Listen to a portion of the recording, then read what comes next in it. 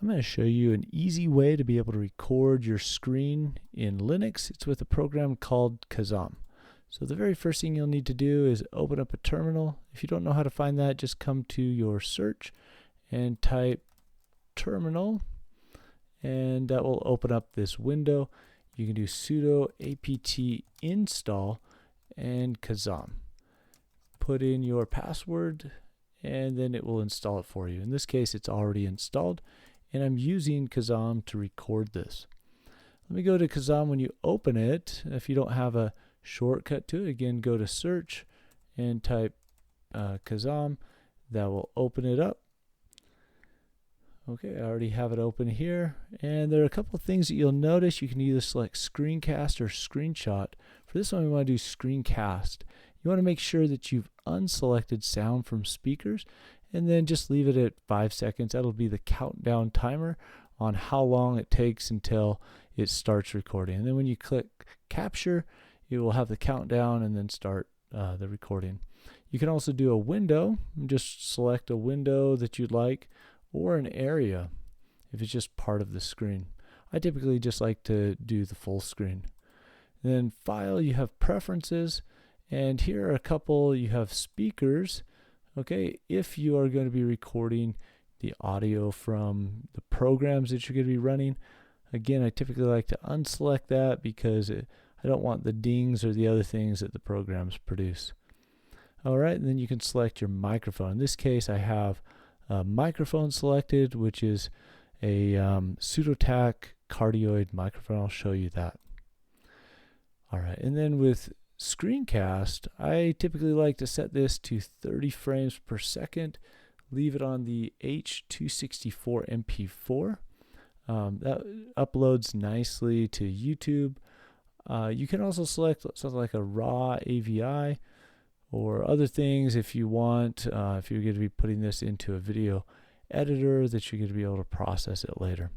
You can also select the directory where you want the video saved and just the prefix on that. Okay, let me go, and I've recorded a couple already, and so if you just go to videos, you'll see that they're in here.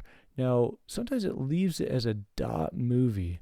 So if it does leave it as a .movie, what you can do is just rename it. Okay, if it is .movie like this, just go ahead and rename it to .mp4, and then it should work. Okay, the other thing to keep in mind, okay, with this program is that it's just a very lightweight version. If you want something that's a little bit more substantial, go with like OBS Studio. Okay, that's open broadcaster software, has a lot more options. This one's just very basic, which is actually a good thing, because then you can just focus on recording your screen and not necessarily doing a lot of editing. Alright, so now that we have this, I just wanted to share a couple other thoughts. This is 1080p right here. I also sometimes record in 4K. 4K is nice because then YouTube produces all the different resolutions, including 1080p. Alright, and then I want to talk just a little bit about microphones as well. So when you're recording, one of the most important things, not just the screen, but also the audio quality.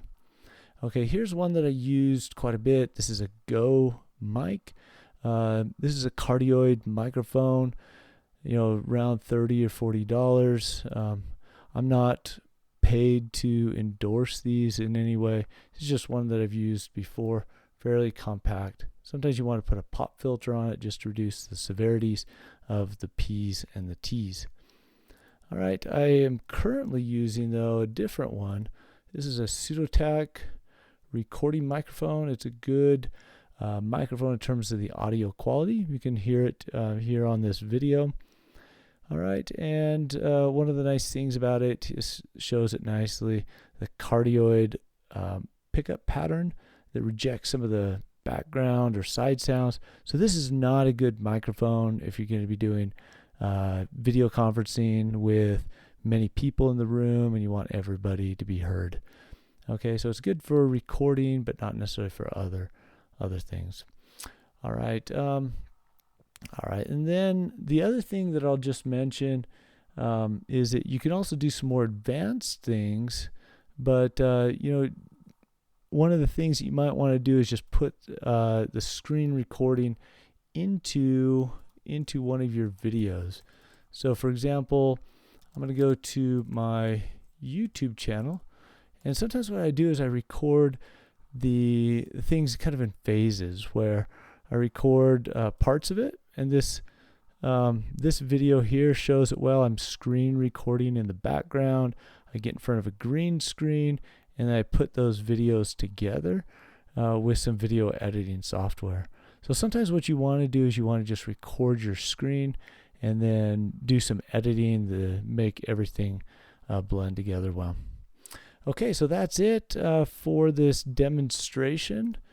I've talked just a little bit about getting the program Kazam, OBS Studio, or there are others as well, but those seem to be the two most popular.